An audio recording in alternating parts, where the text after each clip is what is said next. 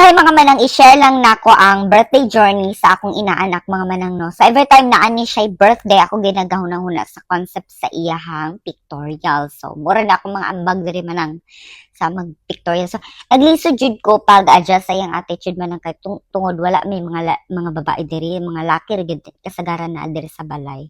So, grabe na akong adjust, unya gitudloan gyud ako siya how to pose and to bring herself as a kikay girl. Kay kikay girl magud amo ang theme ani. So, thank God na babae gid siya after pictorial. So, successful ra among pictorial kanin. Follow man pud siya bisag na stress na ko.